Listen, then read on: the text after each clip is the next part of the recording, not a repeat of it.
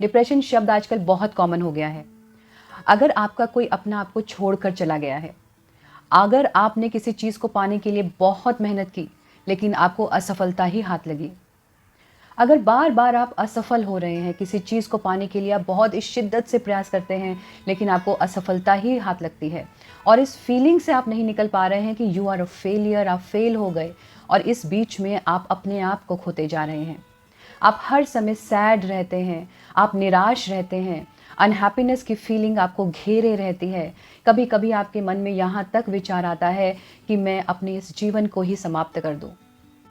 आपने अपने आप को इतना खो दिया है कि आप अपनी दिनचर्या भी ठीक से नहीं निभा पा रहे। आप ना उठ पाते हैं, ना सो पाते हैं। यदि ऐसा है तो ये वीडियो आपके लिए है और आप इस वीडियो को अंत तक ज़रूर देखिएगा। नमस्ते, मैं हूं निष्ठा सारस्वत और आइए आज बात करते हैं डिप्रेशन के बारे में। मेरे पास सबसे ज़्यादा केसेस डिप्रेशन के ही आते हैं, सबसे ज़्यादा क्वेश्चंस डिप्रेशन के बारे में पूछे जाते हैं। मुझे यकीन है कि इस वीडियो को देखने के बाद आप अपने जीवन को एक अलग दृष्टिकोण से देख पाएंगे।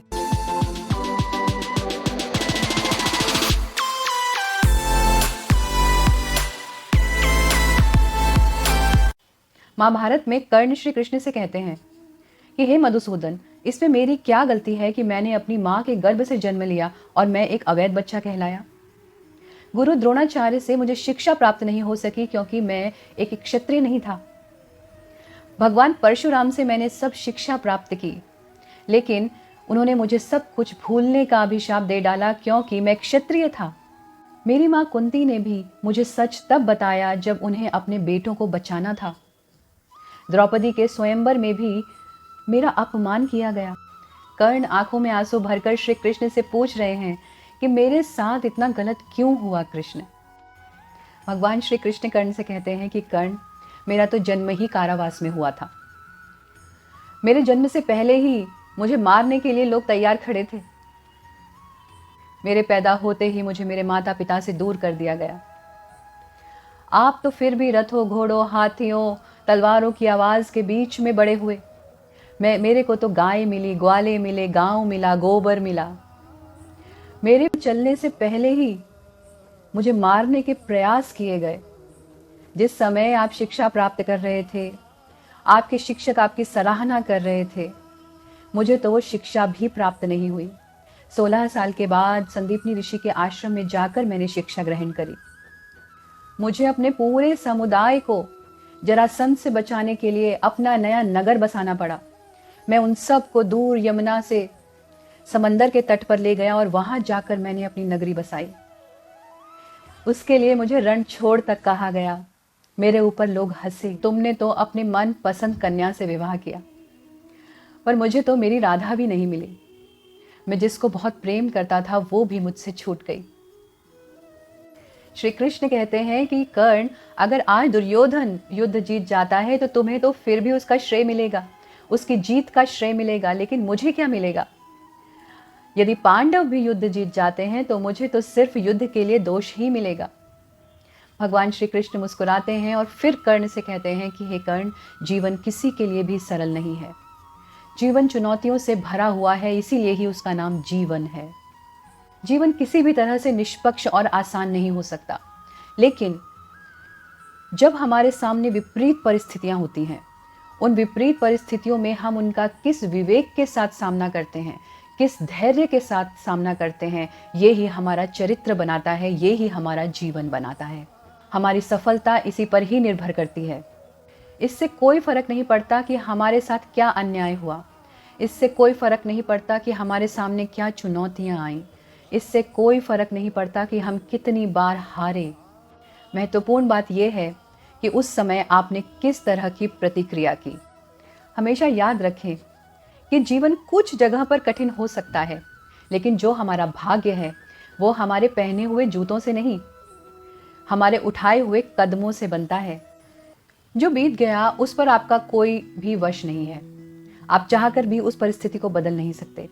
यदि कोई आपको छोड़कर चला गया है तो आप इस बात को समझें कि वो कभी आपके लिए बना ही नहीं था। यदि वो आपके लिए होता तो वो आपको छोड़कर कभी जा ही नहीं सकता था।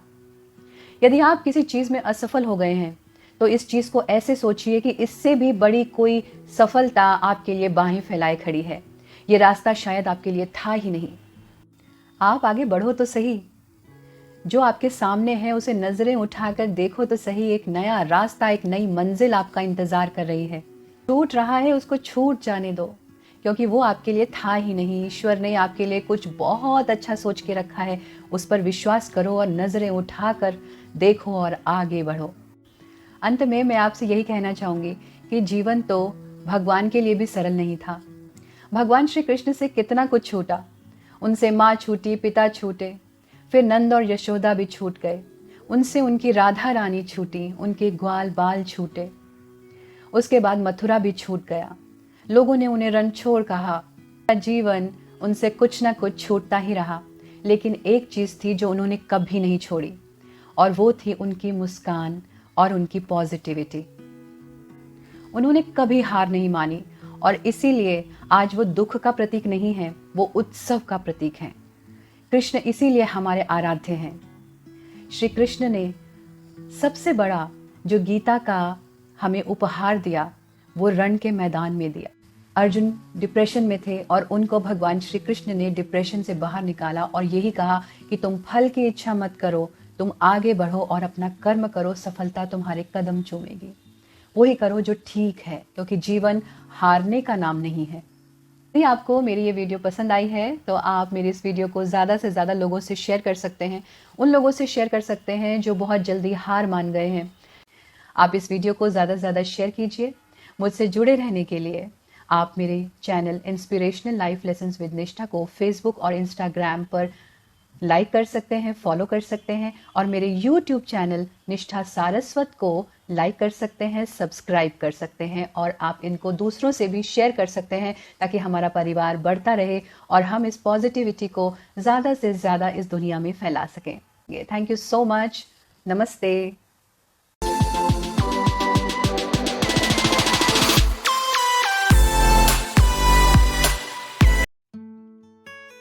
क्या आपके जीवन में ऐसे कुछ लोग हैं जो आपको सिवाय दुख और परेशानी के और कुछ नहीं देते? बहुत सारे लोगों ने अलग अलग जगह से कुछ इसी तरह के प्रश्न पूछे हैं। एक व्यक्ति मुझे गुजरात से लिखते हैं कि अभी रिसेंटली उनके प्रॉपर्टी का बंटवारा हुआ और उनके भाई ने उनका सब कुछ ले लिया। वो भाई जिसको उन्होंने हमेशा बचपन से बेटे की तरह रखा, उसकी वजह से आज वो डिप्रेशन में है और उस डिप्रेशन से निकल नहीं पा रहे हैं, वो इस चीज़ को भुला नहीं पा रहे हैं। एक व्यक्ति मुझे लिखते हैं कि वो बिजनेस में उनके सबसे अच्छे दोस्त ने उनको धोखा दिया। वो कभी ऐसा सोच भी नहीं सकते थे कि उनका मित्र उनके साथ ऐसा कर सकता है। नमस्ते, मैं हूँ निष्ठा सारस्वत। हमें अपने रिश्तों से जो भी सुख मिलता है या दुख मिलता है, स्पिरिचुअलिटी की लैंग्वेज में हम इसको कार्मिक डेब्ट्स या फिर कर्म बंधन कहते हैं। आइए आज की वीडियो में हम बात करते हैं कि ये कार्मिक डेब्ट्स क्या होते हैं, ये हमारे जीवन पर किस तरह से प्रभाव डालते हैं और हम इस कर्म बंधन से कैसे निकल सकते हैं।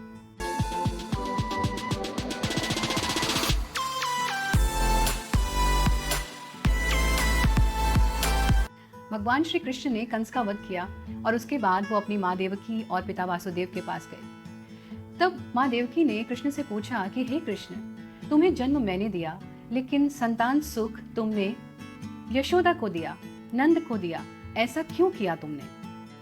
भगवान श्री कृष्ण मुस्कुराते हैं और मुस्कुराते हुए कहते हैं कि माँ, कर्म बंधन से कोई भी मुक्त नहीं है। आपको शायद ये याद नहीं है कि पिछले जन्म में आप माँ कैकेयी थी और आपने मुझको मेरी माँ और मेरे पिता से 14 वर्षों के लिए दूर कर दिया था।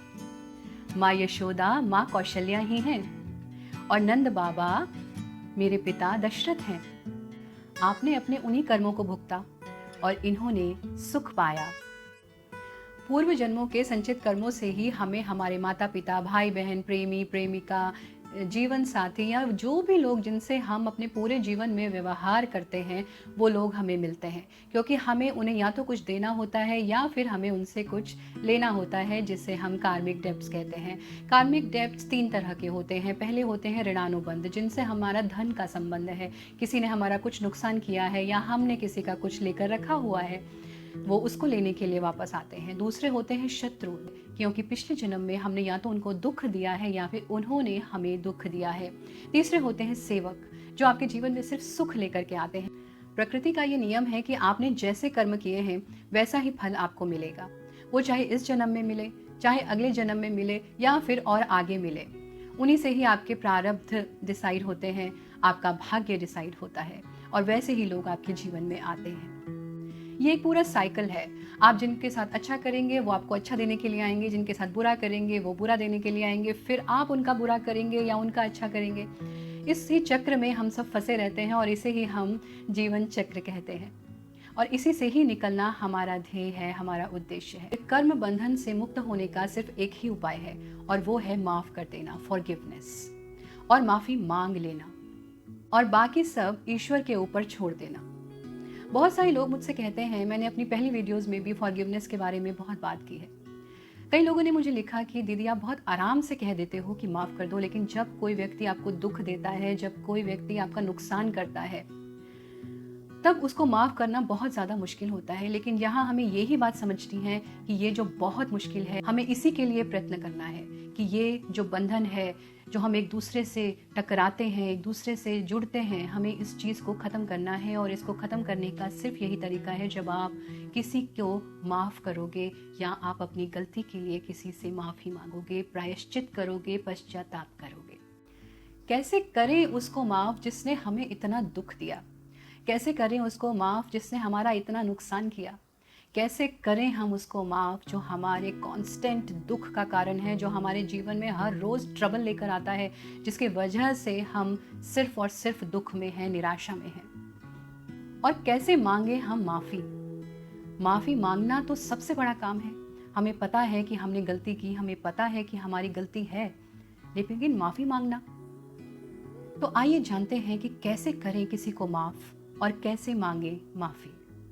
हमारे यहाँ कहा जाता है कि क्षमा वीरस्य भूषणम। जो वीर होते हैं वो ही क्षमा कर सकते हैं, और जो वीर होते हैं वो ही अपनी गलती की माफ़ी मांग सकते हैं।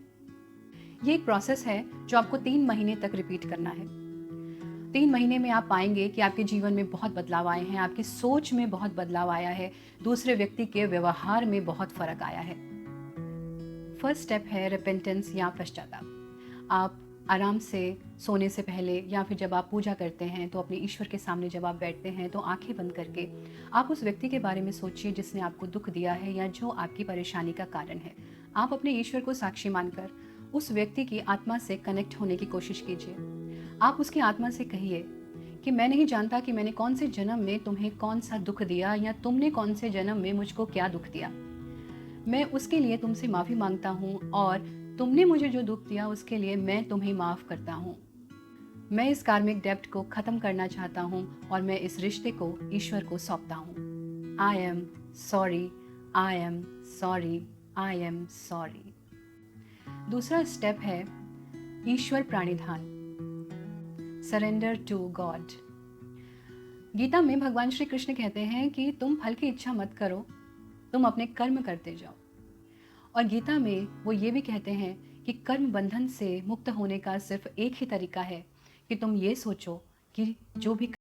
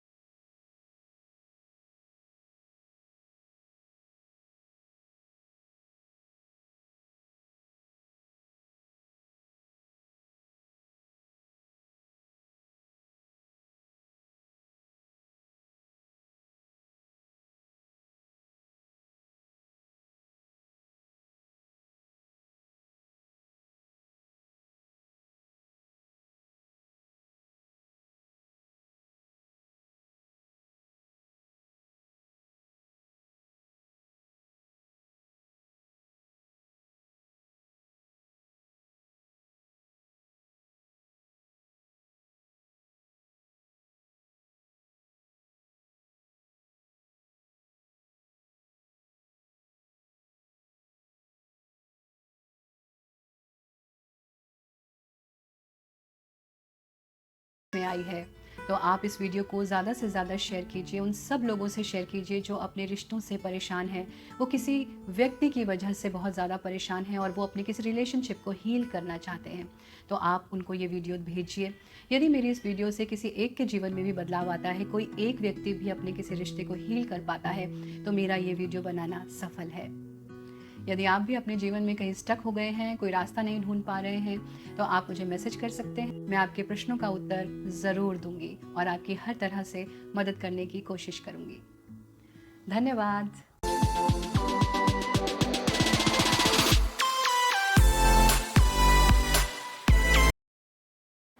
Why me?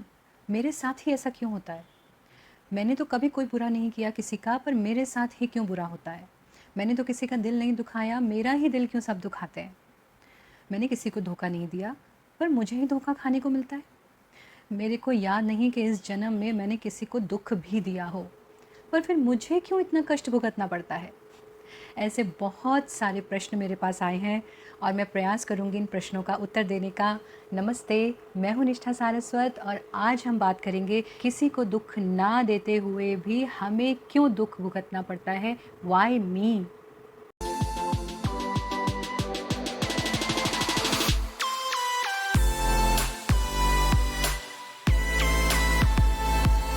इन बातों का उत्तर पाने के लिए सबसे पहले हमें कर्मों को समझना होगा।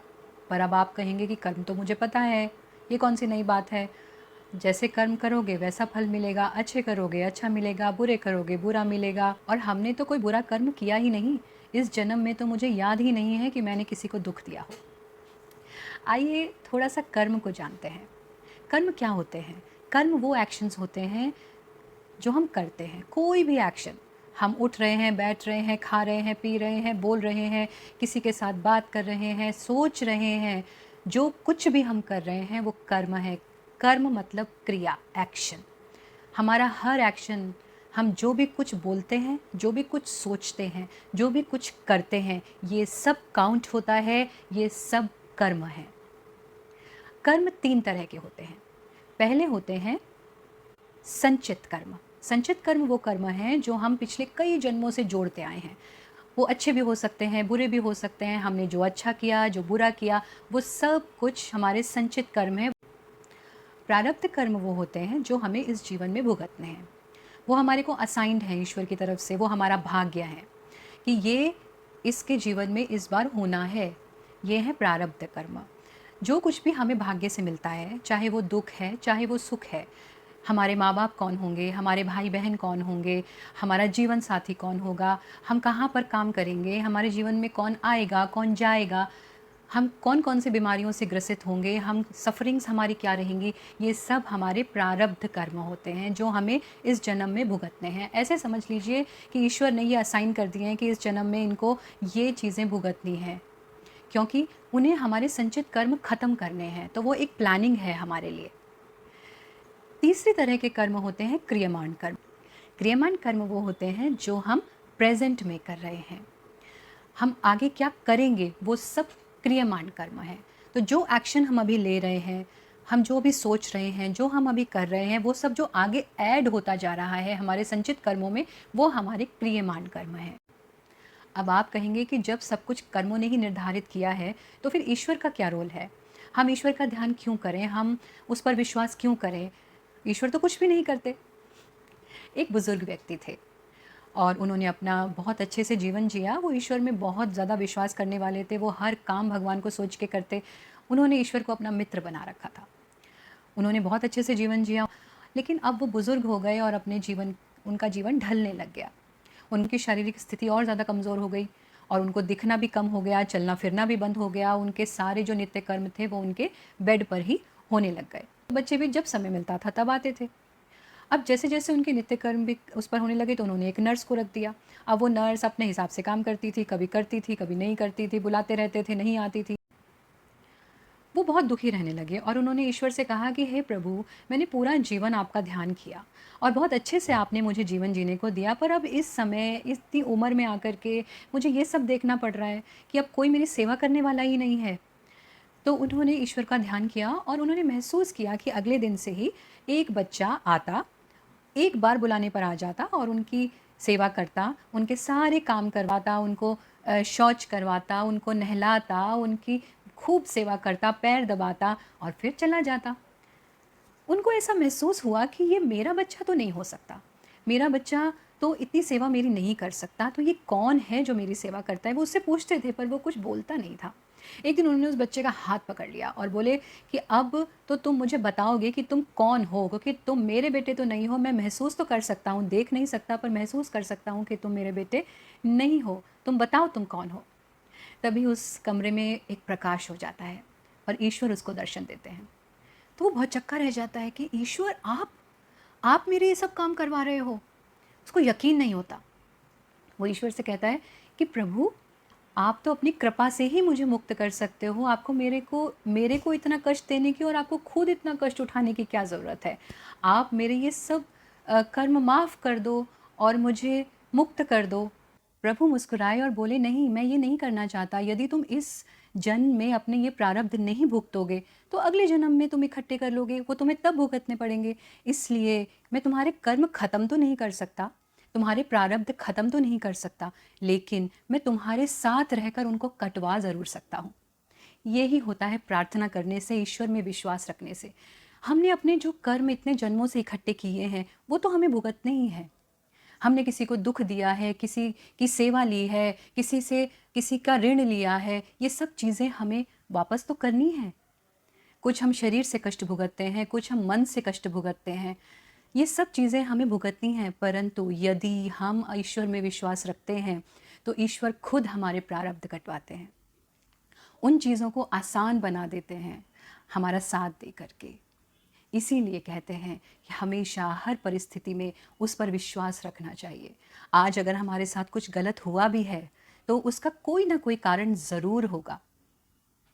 जो बीत गया वो तो बीत गया। जो कर्म हम कर चुके उन पर तो अब हमारा कोई वश नहीं है, उनको तो हमें भुगतना ही है। लेकिन हम आगे के लिए तो ध्यान रख सकते हैं कि हम आगे किसी का दिल ना दुखाएं, हम किसी के साथ विश्वासघात ना करें, हम किसी को धोखा ना दें, हम सबसे प्रेम करें, हम सेवा करें, हम दान करें। ये सब तो हम कर सकते हैं ना। तो आइए अपने क्रियमान कर्मों को राइट करते हैं, ठीक करते हैं और अपने आगे के जीवन को सुधारते हैं। उम्मीद करती हूँ आपको मेरी ये बात अच्छी लगी होगी और आपको अपने प्रश्नों के उत्तर मिले होंगे। यदि आपको ये समझ में आया है, अच्छा लगा है, तो आप प्लीज़ मुझे लिखिएगा और यदि आप मुझसे और भी कोई क्वेश्चंस पूछना चाहते हैं तो आप पूछ सकते हैं। इस वीडियो को ज़्यादा से ज़्यादा शेयर कीजिए, अच्छी बातों को फैलाइए, पॉजिटिविटी फैलाइए। आज के टाइम में इसकी बहुत ज़रूरत है। Thank you so much. नमस्ते।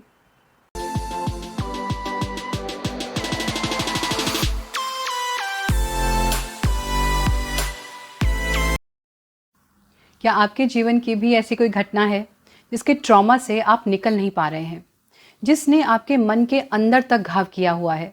वक्त तो बीत रहा है लेकिन वो घाव है कि भरता ही नहीं, दर्द है कि जाता ही नहीं, और उस दर्द को सिर्फ आप ही समझ सकते हैं। नमस्ते, मैं हूं निष्ठा सारस्वत।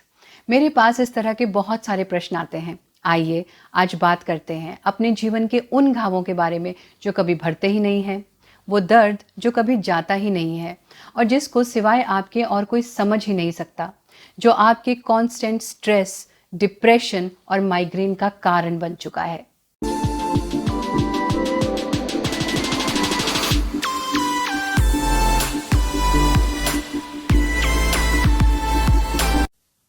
एक बार मैं अपने जीवन के बहुत रफ फेज से गुजर रही थी।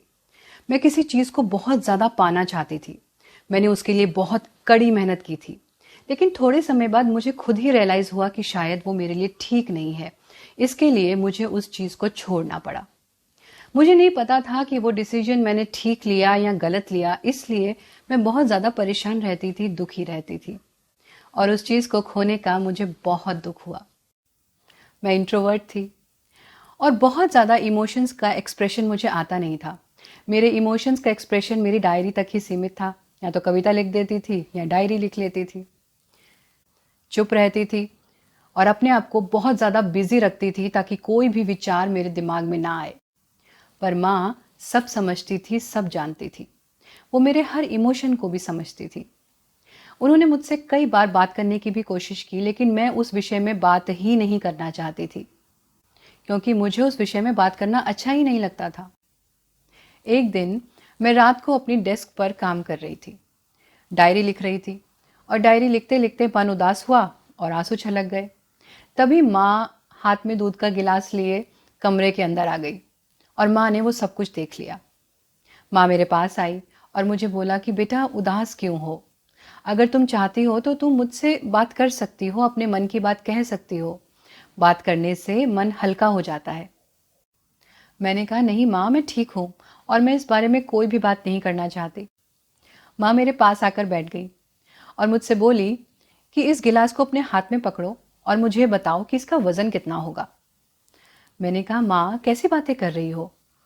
मैंने कहा, बताओ, इसको पकड़ो, बताओ कितना वज़न होगा, ये कितना भारी है।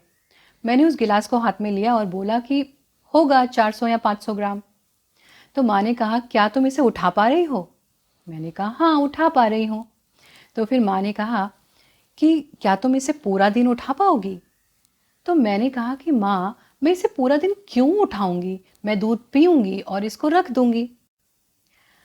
माँ ने मेरे सर पर प्यार से हाथ फेरा और बोली कि हाँ बेटा, इसका एब्सोल्यूट वेट कितना है इससे कोई फ़र्क नहीं पड़ता, लेकिन तुम इसको कितनी देर तक उठा कर रखती हो उससे फ़र्क पड़ता है। अगर तुम इसको 1 मिनट उठाओगी तो तुम्हारे को कोई फ़र्क नहीं पड़ेगा।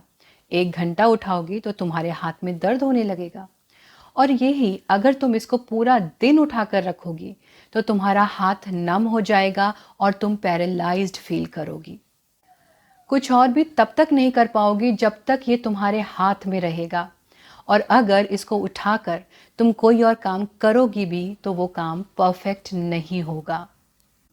ग्लास का वजन तो पूरा दिन उतना ही रहेगा, लेकिन तुम इसको कितनी देर उठाकर रखती हो ये उतना ही भारी होता चला जाएगा। मैं माँ को अपलक देख रही थी। माँ मुस्कुराई और मुझे देखकर प्यार से बोली कि बेटा, हमारे जीवन की दुखद घटनाएं, हमारे फेलियर्स, हमारी चिंताएं, हमारे स्ट्रेसेस सब इस दूध के गिलास की तरह ही होते हैं। इनको जितनी देर तक उठाकर रखोगे ये उतना ही हर्ट करेंगे। जीवन में हमेशा इनको होल्ड करके रखोगी तो ये तुम्हारे जीवन को पैरालाइज्ड कर देंगी। तुम कोई भी काम ढंग से नहीं कर पाओगी और ना ही जीवन में आगे बढ़ पाओगी। इसलिए इसको खत्म करो और नीचे रखो। इसको हाथ में रखकर कोई भी काम करोगी तो उनमें ध्यान लगेगा ही नहीं, क्योंकि ध्यान तो तुम्हारा दर्द में ही रहेगा।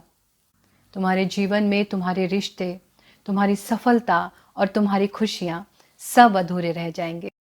माँ ने दूध का गिलास टेबल पर रखा, मुझे गले से लगाया और कमरे से बाहर जाने लगी। दरवाजे पर जाते जाते रुकी, पलटी और फिर मुझसे बोली कि बेटा, एक बात और याद रखना, ये इम्पॉर्टेंट नहीं है कि ये गिलास खाली है या भरा हुआ है, आधा खाली है या आधा भरा हुआ है। इम्पॉर्टेंट बात यह है कि इस गिलास को दोबारा भरा जा सकता है। ये कहकर माँ चली गई। मैं बहुत देर तक उनकी बातों को सोचती रही, समझती रही। उस रात मैं सो नहीं पाई। मैं बहुत देर तक लिखती रही।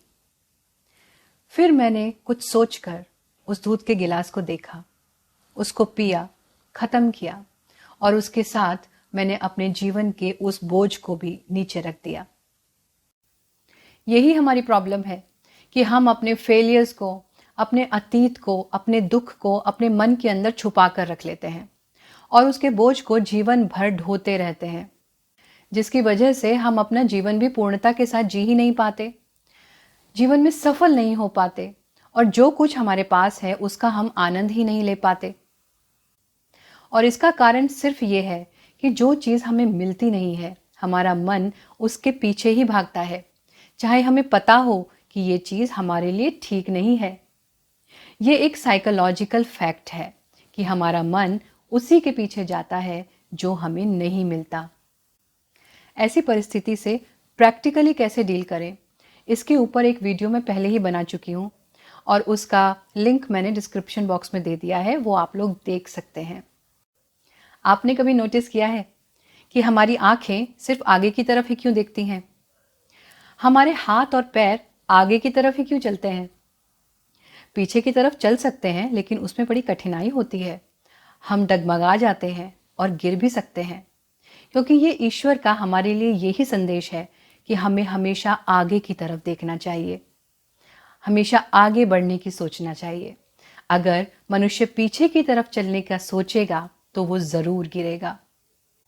हम आगे बढ़ने के लिए ही बने हैं, ये ही नेचुरल है। आओ आज इस बोझ को उतार दें, इस गिलास को नीचे रख दें, इसको साफ करें और इसमें कुछ नया भरें। वैसे भी पुरानी चीज़ें रखी रखी खराब ही हो जाती हैं और हमें बीमार कर देती हैं। यदि आपको मेरी ये वीडियो पसंद आई है तो आप इसको ज़्यादा से ज़्यादा लोगों से शेयर कीजिए। मुझसे जुड़े रहने के लिए आप मेरे page inspirational life lessons with निष्ठा को फेसबुक और इंस्टाग्राम पर लाइक कर सकते हैं और मेरे यूट्यूब चैनल निष्ठा सारस्वत को सब्सक्राइब कर सकते हैं। यदि आप भी मुझसे कोई प्रश्न पूछना चाहते हैं तो आप मुझे फेसबुक मैसेंजर पर मैसेज कर सकते हैं या फिर आप मुझे कमेंट बॉक्स में भी लिख सकते हैं। Thank you so much. Thanks for watching. नमस्ते।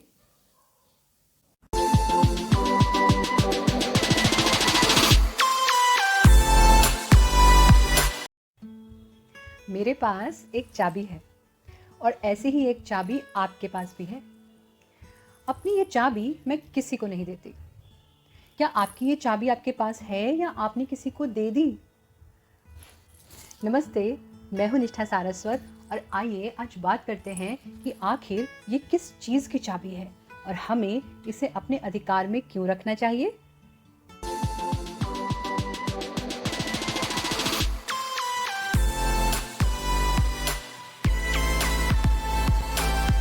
एक हीरो के व्यापारी थे। वो करोड़ों के हीरे खरीदकर दिल्ली से मुंबई जा रहे थे। पहले जमाने में ट्रेन ही चलती थी, तो वो ट्रेन से मुंबई जा रहे थे। एक चोर को ये सब कुछ पता था और उसने पहले से ही प्लानिंग करके सेठ जी के ठीक सामने वाली बर्थ बुक कर रखी थी। सेठ जी ने उन हीरो को एक पोटली में बांधा और अपनी कोट की जेब में रख लिया। दोनों ट्रेन में चढ़े, जर्नी शुरू हुई। दिल्ली से मुंबई ट्रेन अगले दिन पहुंचती थी, तो चोर के पास पूरी रात थी चोरी करने के लिए। चोर को लगा ये तो बहुत आसानी से हो जाएगा। उसने सेठ जी के साथ दोस्ती की और उनसे बातें करने लगा। सेठ जी समझ गए कि दाल में कुछ काला है।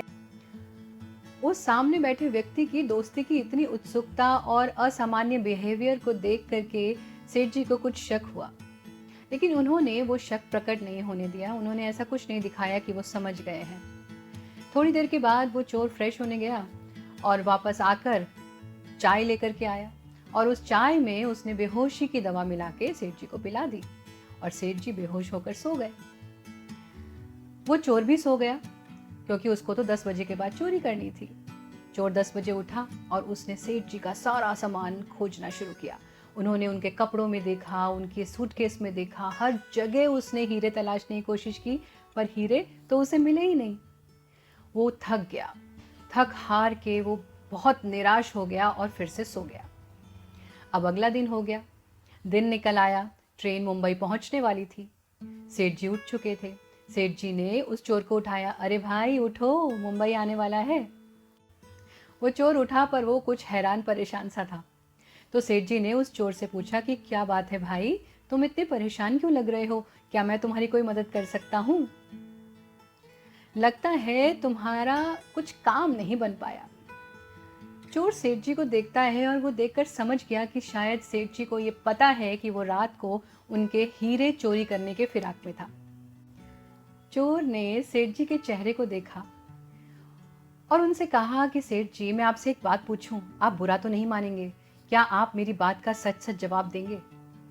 तो सेठ जी बहुत जोर से हंसे और बोले कि अच्छा बेटा, पूछो तुम मुझसे क्या पूछना चाहते हो, लेकिन मैं तुमको एक शर्त पर बताऊंगा कि आज के बाद तुम ये काम करना छोड़ दोगे। चोर बहुत शर्मिंदा हुआ।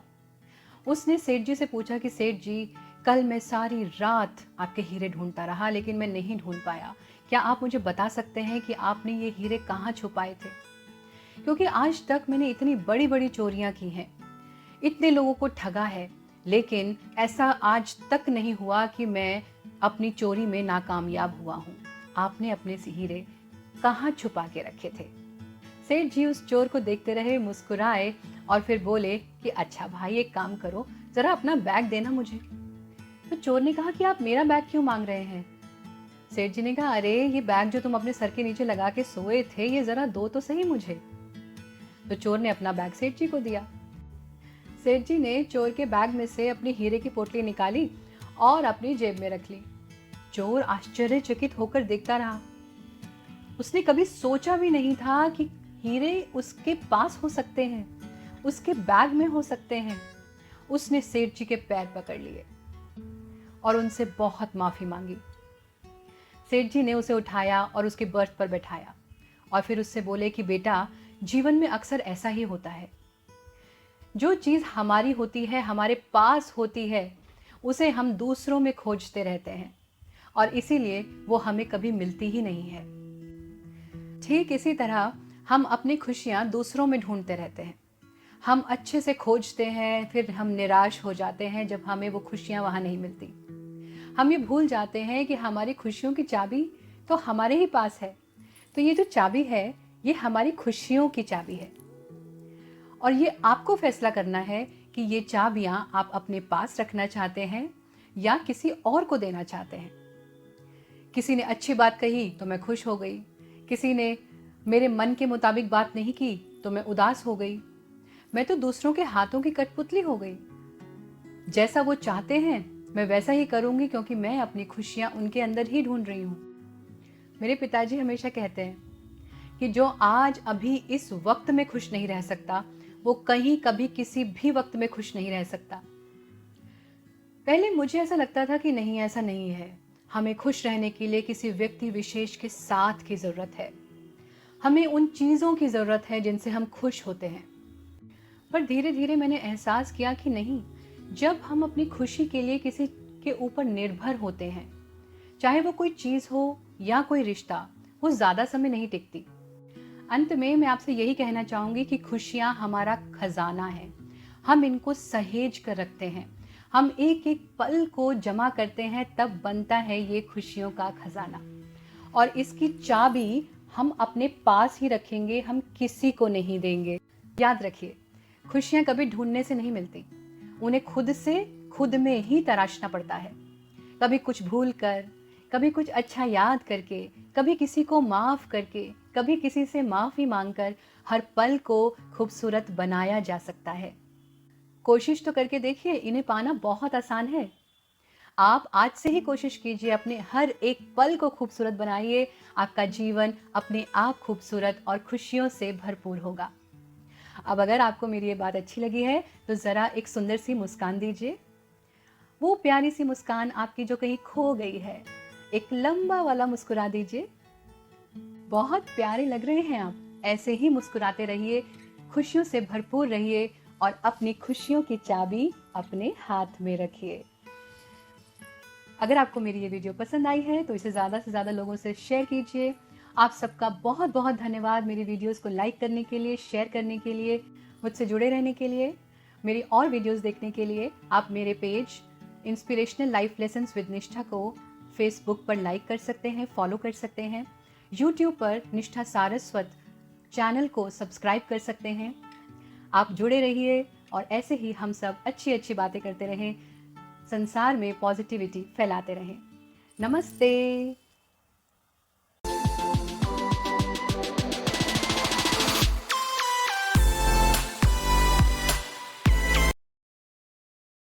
जब भी हम किसी so much in love couple को देखते हैं तो हमारे मन से ये आवाज़ आती है कि wow, they are so lucky to have each other, they are made for each other. पर कहा जाता है कि ना तो कोई रिश्ता परफेक्ट होता है और ना ही कोई इंसान परफेक्ट होता है।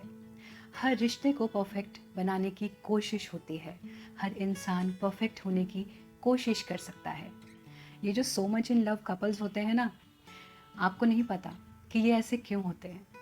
ये ऐसे इसलिए होते हैं क्योंकि इन्होंने अपने जीवन में ये सोच लिया है कि हमें परफेक्ट कपल बन के रहना है। उसके लिए उन्होंने बहुत सारी बातें भुलाई हैं, बहुत सारे रूल्स फॉलो किए हैं और वो दोनों मिलकर निरंतर इस रिश्ते को कामयाब बनाने में लगे रहते हैं। नमस्ते, मैं हूँ निष्ठा सारस्वत। सबसे पहले तो मेरी वीडियोस को लाइक करने के लिए, शेयर करने के लिए बहुत बहुत धन्यवाद। मुझसे बहुत सारे लोगों ने रिलेशनशिप्स को लेकर के बहुत सारे सवाल पूछे हैं। आइए आज बात करते हैं what is the secret of a happy married life. किस तरह से हम एक हैप्पी लॉन्ग लास्टिंग रिलेशनशिप बना सकते हैं जिसमें खुशियाँ हो, मधुरता हो और एक दूसरे के लिए रेस्पेक्ट हो। कैसे हम भी एक मोस्ट डिज़ायरेबल कपल बन सकते हैं, आइए जानते हैं।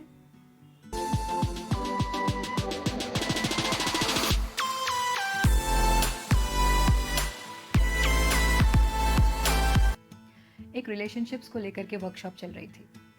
बहुत सारे लोग उसमें पार्टिसिपेट कर रहे थे। तो उसमें ये डिस्कशन चल रहा था कि कौन सा रिश्ता हमारे जीवन में सबसे ज़्यादा इम्पॉर्टेंट है। तो किसी ने कहा माँ सबसे ज़्यादा इम्पॉर्टेंट है, किसी ने कहा नहीं नहीं पिता सबसे ज़्यादा इम्पॉर्टेंट है, कोई बोला कि बच्चे सबसे ज़्यादा इम्पॉर्टेंट हैं, किसी ने कहा कि बॉयफ्रेंड सबसे ज़्यादा इम्पॉर्टेंट है। इस बात का कोई आंसर नहीं निकल रहा था। तो काउंसलर ने कहा चलो हम एक खेल खेलते हैं। उन्होंने कहा कोई भी एक वॉलंटियर आ जाओ, और उन्होंने एक वॉलंटियर को बुलाया। वो एक लड़की थी, मैरिड लड़की थी। वो आई और उन्होंने उनसे कहा कि आप इस बोर्ड पर कोई भी अपनी लाइफ के 30 लोगों के नाम लिखो जो आपकी लाइफ में बहुत इम्पॉर्टेंट है। तो उसने सोच करके अपने सहयोगियों, पड़ोसियों, रिश्तेदारों, माता पिता, फैमिली, परिवार वालों के नाम उसमें लिख दिए। तो वो 30 नाम थे जो उसके जीवन में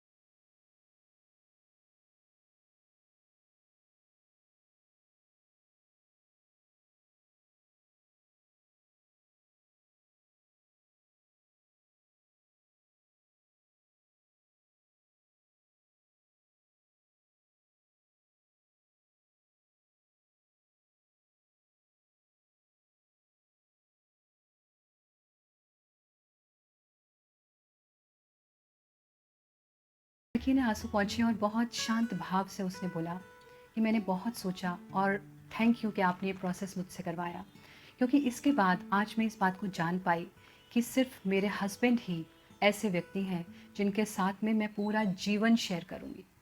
मेरे माता पिता कुछ समय के बाद मुझे छोड़कर इस दुनिया से चले जाएंगे।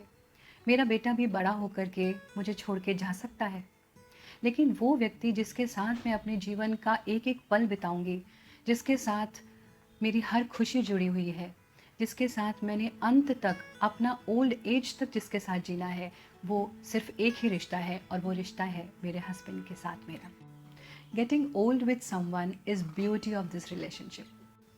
शादी के 2-3 साल तक तो ज़िंदगी बहुत खूबसूरत रहती है, पर उसके बाद सब कुछ धीरे धीरे बदलने लगता है। लाइफ में वो स्पार्क नहीं रहता।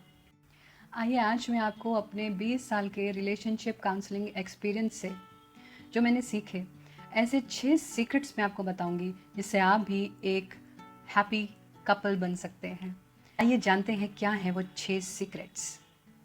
सबसे पहला सीक्रेट है कि never try to change your life partner. याद कीजिए कि जब आप कोर्टशिप पीरियड में थे, शादी से पहले का जो पीरियड होता है, उस समय आप कैसे कपल थे, या शादी के तुरंत बाद आप कैसे कपल थे।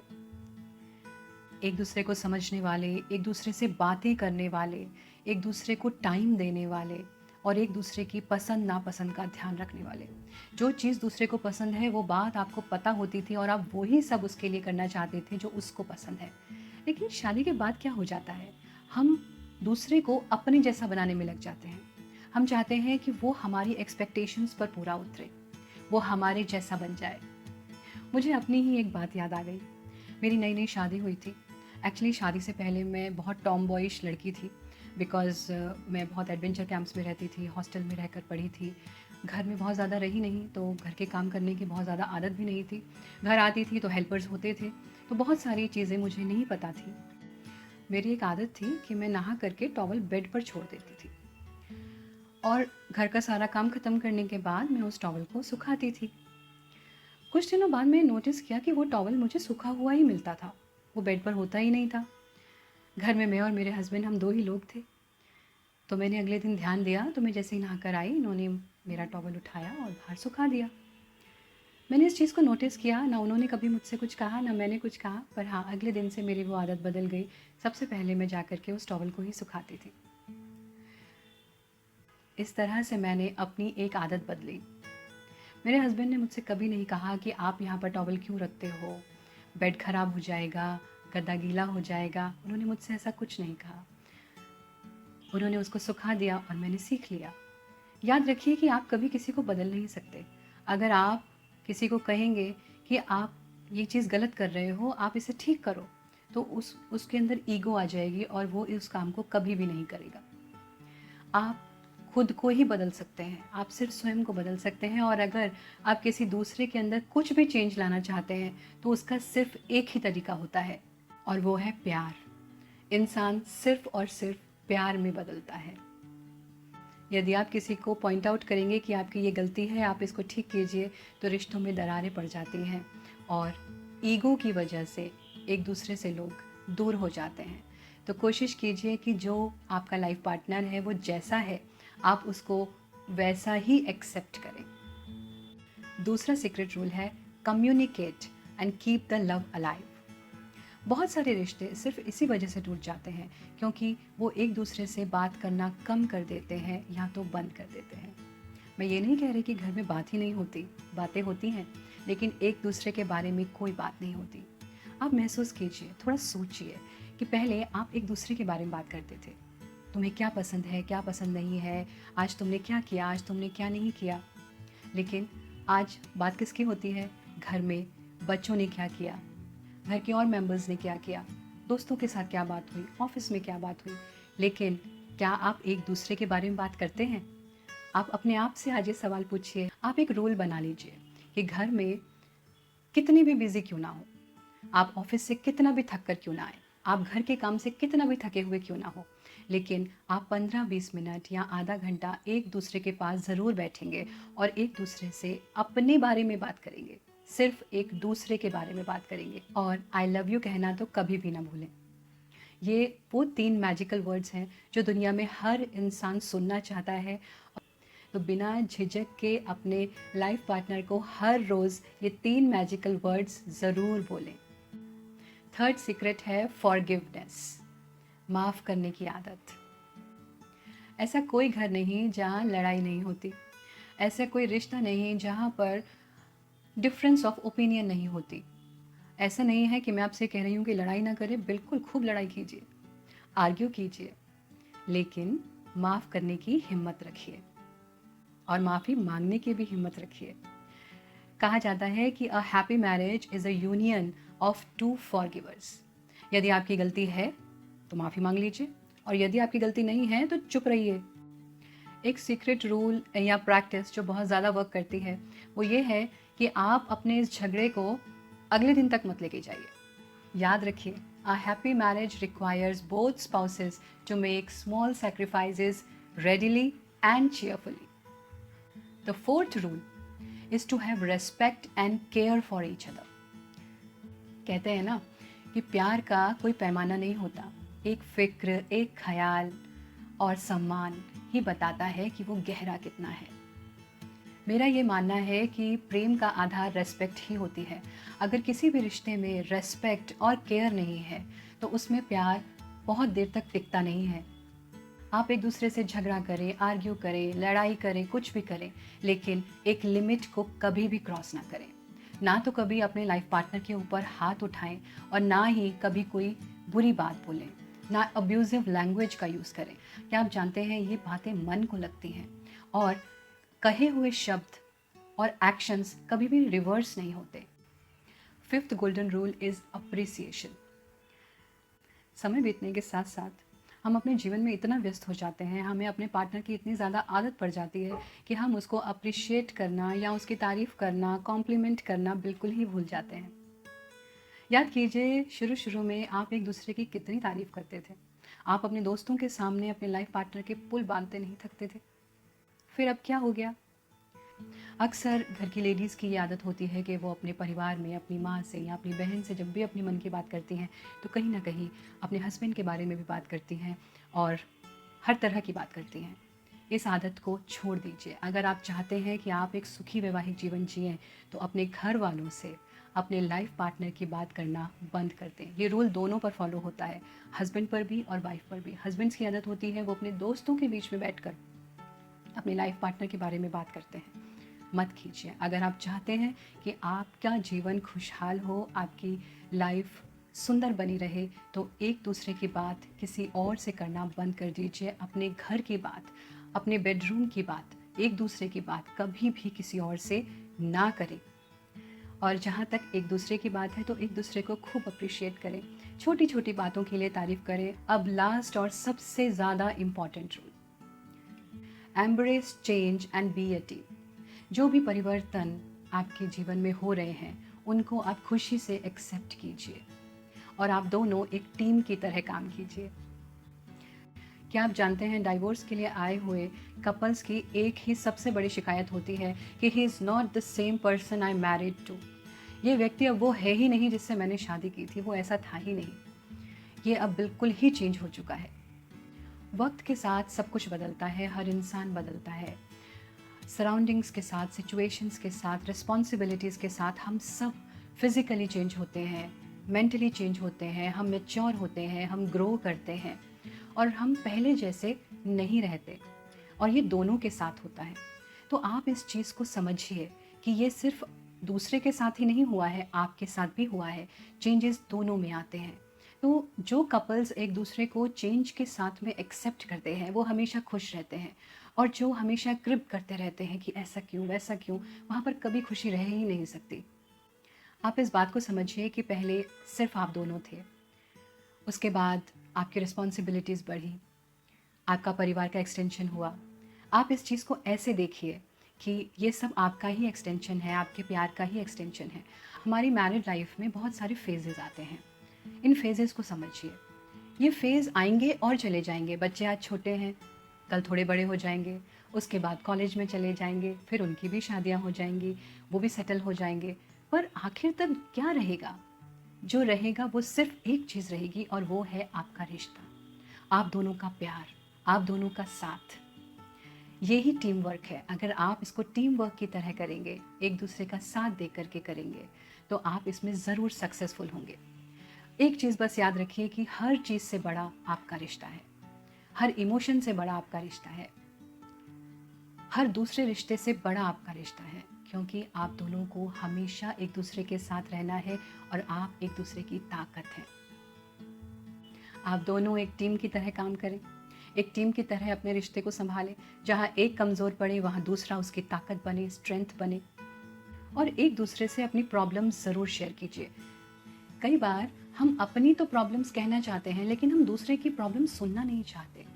आप अपनी प्रॉब्लम कहिए, दूसरे की प्रॉब्लम समझिए। It is said that a problem shared is a problem half solved. आप दोनों मिलकर किसी भी मुश्किल का हल निकाल सकते हैं। अगर आप ये 6 गोल्डन रूल्स अपनी लाइफ में फॉलो करेंगे तो आपको वो डिज़ायरेबल हैप्पी कपल बनने से कोई नहीं रोक सकता। You will always be a happy couple and you will have a long lasting married life. अंत में मैं आपसे सिर्फ यही कहना चाहती हूँ कि हम सब अपने जीवन में सिर्फ एक ही चीज़ चाहते हैं और वो है अनकंडीशनल लव। लेकिन प्रॉब्लम ये है कि हम सिर्फ चाहते हैं, हम उसको देना नहीं जानते। जिस दिन आप देना जान जाएंगे वो आप अपने आप पाना शुरू हो जाएगा। अगर आपको ये बातें अच्छी लगी हैं तो आप इसको उन सब से शेयर कीजिए जो इसका फ़ायदा ले सकते हैं, जिसको इनको सुनने से कुछ चेंज आ सकता है जिनके जीवन में। क्योंकि ये चैनल सिर्फ़ और सिर्फ समाज में बदलाव लाने के लिए बनाया गया है और मेरी यही कोशिश है कि मैं जो भी पॉजिटिविटी मेरे पास है मैं उसको इस यूनिवर्स को दे सकूं। Thank you so much, thanks for watching. और अगर आप भी मुझसे कोई और भी प्रश्न पूछना चाहते हैं तो आप मुझसे पूछ सकते हैं, मेरे पेज को लाइक कर सकते हैं और इसको सब्सक्राइब कर सकते हैं। Thank you so much.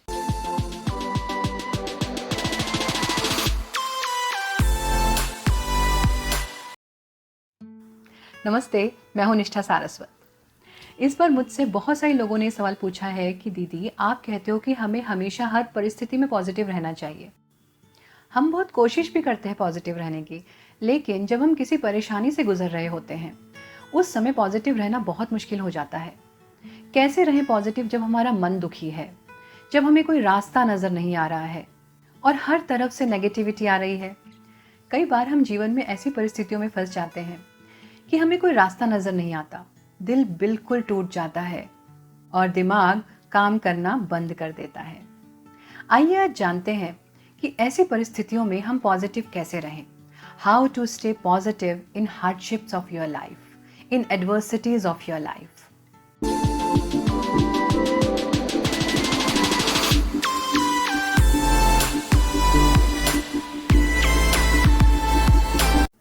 महाराजा दशरथ को जब संतान प्राप्ति नहीं हो रही थी तो वो बहुत दुखी रहते थे और एक ही बात थी जो उनको निराश नहीं होने देती थी, और वो था श्रवण कुमार के माता पिता का श्राप।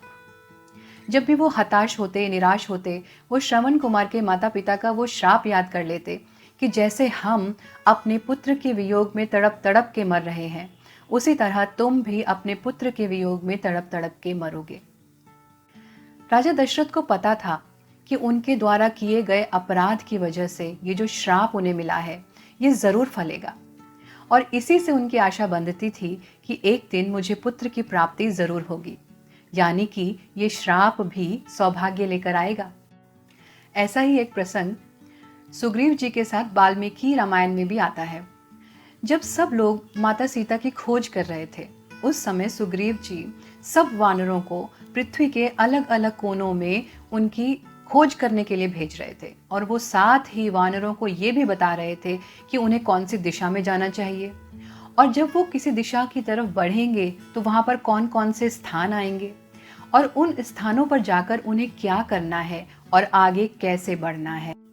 श्री रामचंद्र मुस्कुराते हुए सुग्रीव जी की तरफ देख रहे हैं और उनके इस भौगोलिक ज्ञान से आश्चर्यचकित भी हैं। फिर वो सुग्रीव जी से पूछते हैं कि सुग्रीव, तुम्हें इतना ज्यादा भौगोलिक ज्ञान कैसे है? तुम सब दिशाओं के बारे में कैसे जानते हो? तो सुग्रीव जी श्री रामचंद्र जी से कहते हैं कि महाराज, जब बाली ने मुझे अपने महल से निकाल दिया, राज्य से निकाल दिया, तब मैं पूरी दुनिया में शरण लेने के लिए इधर उधर भटकता रहा। मुझे कहीं भी शरण प्राप्त नहीं हुई और इस चक्कर में मैंने पूरी पृथ्वी छान मारी। मैं बहुत भटका, लेकिन उससे मुझे ये सारा ज्ञान प्राप्त हुआ। अब आप जरा सोचिए कि अगर सुग्रीव जी पर यह संकट ना आया होता तो उन्हें सब दिशाओं का ज्ञान कैसे होता और माता सीता को खोजना कितना कठिन होता। हमारे जीवन में जो कुछ भी होता है वो बेवजह नहीं होता, चाहे वो कोई दुख हो या फिर विपरीत परिस्थितियां, सबके पीछे कोई कारण होता है। ये हमारी परीक्षा के पल होते हैं। हमेशा याद रखना चाहिए कि ईश्वर रचित प्रतिकूलता में भी कहीं ना कहीं अनुकूलता छुपी होती है जो हम देख नहीं पाते। हमारा विजन बहुत लिमिटेड होता है, हम उतना ही देख पाते हैं जो हमें दिख रहा है, लेकिन पिक्चर बहुत बड़ी होती है जो सिर्फ ईश्वर ही देख पाते हैं। आइए अब जानते हैं कि ऐसी परिस्थितियों में प्रैक्टिकली हम कौन से स्टेप्स उठा सकते हैं जिससे कि हम इन परिस्थितियों में भी पॉजिटिव रहे और जल्दी से जल्दी इनसे बाहर आ सके। सबसे पहले तो इस बात का ध्यान रखिए कि एवरी सिचुएशन इज टेम्परेरी। कोई भी चीज हमेशा रहने वाली नहीं है। सोना आग में तपकर ही कुंदन बनता है, and it is always said that adversities always make us wiser and stronger. अपने दोस्तों से और अपने परिवार से बात कीजिए, जिससे भी बात करके आपको अच्छा लगता है। इस समय हमारा परिवार और हमारे दोस्त हमारी सबसे बड़ी सपोर्ट होते हैं। हमारे माता पिता के पास इतना एक्सपीरियंस है और वो हमें हर तरह से गाइड कर सकते हैं। Talk to them. इससे आपका मन भी हल्का हो जाएगा और हो सकता है कि आपको कोई रास्ता भी मिल जाए। Look out for possible solutions. इस समय आप क्या बेस्ट कर सकते हो उसको देखो और उस पर काम करना शुरू करो। आप एक शीशे के सामने खड़े हो जाइए और उस शीशे में खड़े होकर अपने आप को देखिए, आंखों में आंखें डालकर, और कहिए कि मैं बहुत स्ट्रांग हूं और मैं हर परिस्थिति से निकलने की शक्ति रखता हूं। मेरा ईश्वर मेरे साथ है तो मुझे क्या चिंता, मैं जल्दी ही इस परिस्थिति से भी पार हो जाऊंगा। 20 मिनट से आधा घंटा की एक्सरसाइज जरूर कीजिए, ब्रीदिंग एक्सरसाइजेस कीजिए और नेचर के साथ समय बिताइए। जितना ज्यादा आप नेचर में रहेंगे, आप हरे पेड़ों के पास रहेंगे, ग्रीनरी को देखेंगे, आसमान को देखेंगे, उतना ज्यादा आपका स्ट्रेस लेवल डाउन जाएगा। अंत में मैं बस यही कहना चाहूंगी कि तूफान में फंसा जहाज इसलिए नहीं डूबता क्योंकि उसके आसपास पानी शोर मचा रहा है। वो इसलिए डूबता है क्योंकि वो उस पानी को अपने अंदर आने देता है और हार मान जाता है। सबसे इंपॉर्टेंट बात है कि मन के हारे हार है और मन के जीते जीत। बस अपने मन को हारने मत देना। पॉजिटिव रहोगे तो कोई भी परिस्थिति आपको हरा नहीं पाएगी। मेरे दादाजी एक गीत गुनगुनाया करते थे जो मुझे बहुत पसंद है और मैं जब भी परेशान होती हूँ तो मैं भी वही गीत गुनगुनाती हूँ। वो कहते थे, जब नहीं रहे हैं वो दिन तो नहीं रहेंगे ये दिन भी, जब हास अमर हो ना सका तो टिक ना सकेगा क्रंदन भी। आप भी हार मत मानिए, चलते रहिए, अपने प्रभु पर अटूट विश्वास रखिए। जल्दी ही आप भी अपने जीवन के इस तूफान से बाहर आ जाएंगे। अगर आपको मेरी ये वीडियो अच्छी लगी है तो आप इसको शेयर कर सकते हैं। अगर आप भी जीवन में कहीं स्टक हो गए हैं, आप कोई रास्ता नहीं ढूंढ पा रहे हैं, तो आप मुझे लिख सकते हैं। मैं हर तरह से आपकी मदद करने का प्रयास करूंगी। अगर आपके कोई प्रश्न है तो वो आप मुझसे पूछ सकते हैं। मुझसे जुड़े रहने के लिए आप मेरे page inspirational life lessons with निष्ठा को इंस्टाग्राम और फेसबुक पर लाइक कर सकते हैं, फॉलो कर सकते हैं और मेरे यूट्यूब चैनल निष्ठा सारस्वत को सब्सक्राइब कर सकते हैं। नमस्ते।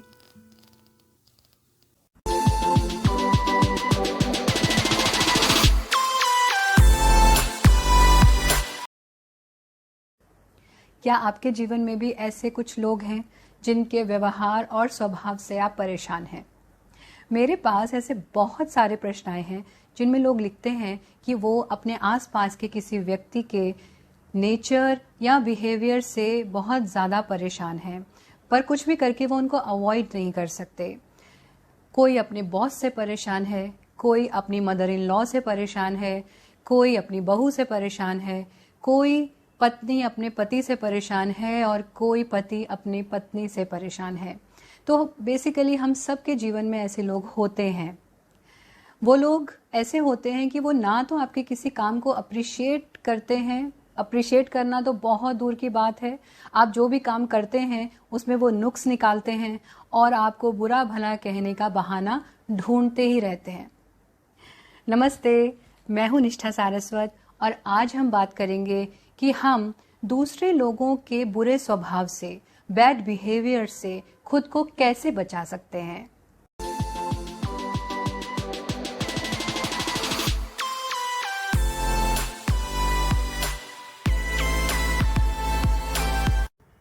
एक बार मैं ऑटो से रेलवे स्टेशन जा रही थी। ये बात उन दिनों की है जब मैं कॉलेज में पढ़ा करती थी और हॉस्टल में रहा करती थी। एग्ज़ाम ख़त्म हुए थे और उसके बाद छुट्टियां होने वाली थी।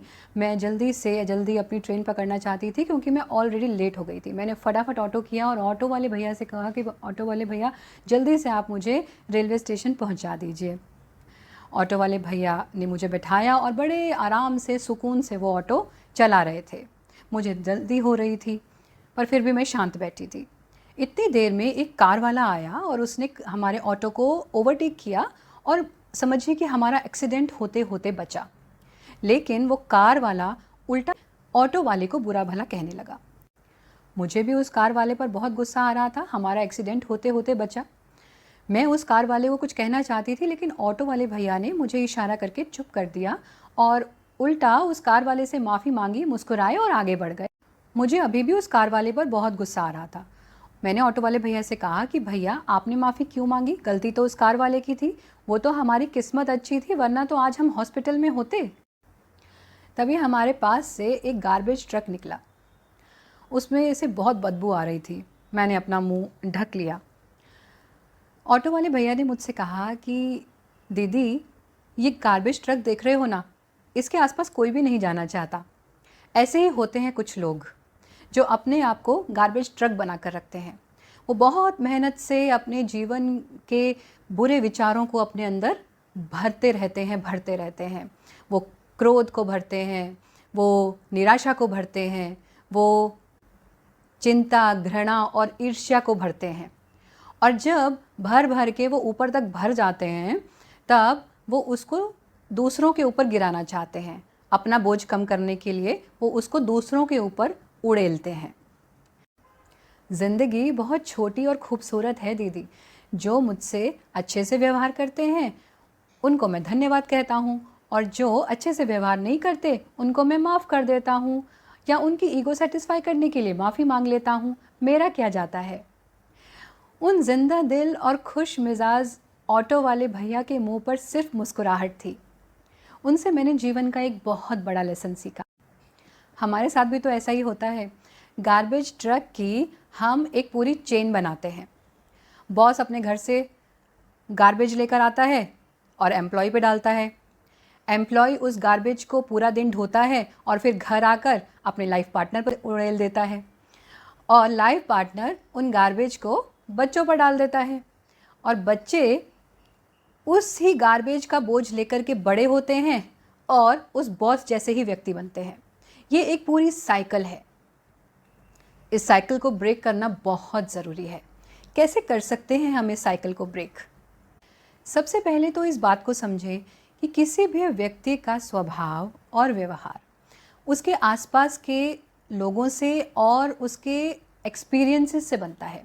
बचपन से बड़े होने तक वो कैसे माहौल में रहा, उसके माता पिता का उसके साथ कैसा संबंध था, उसके भाई बहनों के साथ उसका कैसा संबंध है, उसके मित्रों के साथ उसका कैसा संबंध है, उसके शिक्षकों ने उसको क्या सिखाया, इन सब चीज़ों से बनता है हमारा व्यवहार और हमारा नेचर।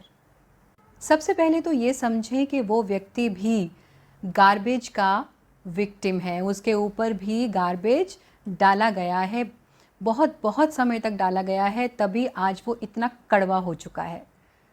जब भी आपके पास ऐसा कोई व्यक्ति हो तो आप उसको एक दयनीय दृष्टि से देखें। आप ये समझें कि वो एक मानसिक रोगी है। ऐसा ज़रूरी नहीं कि सारे मानसिक रोगी अस्पतालों में ही रहते हों, कुछ खुले भी घूमते हैं हमारे आसपास। आप ये प्रैक्टिकल तरीके भी इस चीज़ को अवॉइड करने के लिए अपना सकते हैं। सबसे पहला कि आप उस सिचुएशन को अवॉइड करें। जब भी वो व्यक्ति आपके आसपास हो आप उसको स्पेस दें, आप वहाँ से चले जाएं। Surround yourself with people who lift you up. अपने आसपास पॉजिटिव लोगों को रखिए, उनके पास रहने की कोशिश कीजिए। Hang out in groups. आप अगर उस व्यक्ति को अवॉइड नहीं कर सकते, जैसे वो अगर आपके बॉस हैं तो आप एक ग्रुप में रह कर के उनसे मिलिए। अगर ग्रुप में मिलना संभव नहीं है तो जब भी आप उनसे मिलने जाएं तो आप किसी एक व्यक्ति को और अपने साथ ले जाएं। और याद रखिए कि एक कान से सुनकर दूसरे कान से निकालना इज़ बेटर देन दोनों कानों से सुन के दिल पर ले लेना। तो आप ऐसे व्यक्ति की बात एक कान से सुनिए और दूसरे कान से निकाल दीजिए। प्रकृति का ये नियम है कि अगर हम खेतों में बीज नहीं डालेंगे तो वो उसको घास फूस से भर देगी। ऐसा ही कुछ हमारे दिमाग के साथ भी होता है। अगर हम अपने दिमाग में पॉजिटिव थॉट्स नहीं डालेंगे तो वो नेगेटिव थॉट्स से भर जाएगा। याद रखिए कि जिसके पास जो होता है वो ही दे सकता है। जिसके पास सुख होगा वो सुख बांटेगा, जिसके पास दुख होगा वो दुख बांटेगा। नदियाँ मीठा पानी ही देंगी, समंदर खारा पानी ही देंगे। जिसके पास फ्रस्ट्रेशन होगी वो फ्रस्ट्रेशन ही बांटता फिरेगा। जो ज्ञानी होगा वो ज्ञान ही देगा, और जो पॉजिटिविटी से भरा होगा वो पॉजिटिविटी फैलाएगा। भ्रमित भ्रम देगा और भयभीत भय देगा। जो खुद डरा हुआ है वो दूसरों को डराएगा ही, दबा हुआ दबाएगा और चमकता हुआ चमकेगा। अंत में मैं आपसे यही कहना चाहूँगी कि जो लोग आपको मानसिक रूप से तोड़ना चाहते हैं वो बेसिकली खुद ही फ्रस्ट्रेटेड हैं। वो स्वयं ही मेंटली और इमोशनली टूटे हुए लोग हैं। वो लोग आपके गुस्से के नहीं, आपकी दया के पात्र हैं। आप उन पर तरस खाइए, उनको क्षमा कीजिए और उनके लिए प्रार्थना कीजिए। इस चेन को यहीं ब्रेक कर दीजिए। अगर आपके जीवन में भी ऐसे लोग हैं जो इन बातों से परेशान हैं या आप खुद इन बातों से परेशान हैं, तो आप प्लीज़ इस वीडियो को उन लोगों के साथ शेयर कीजिए ताकि उन्हें भी ऐसी सिचुएशन से निपटने का रास्ता मिले।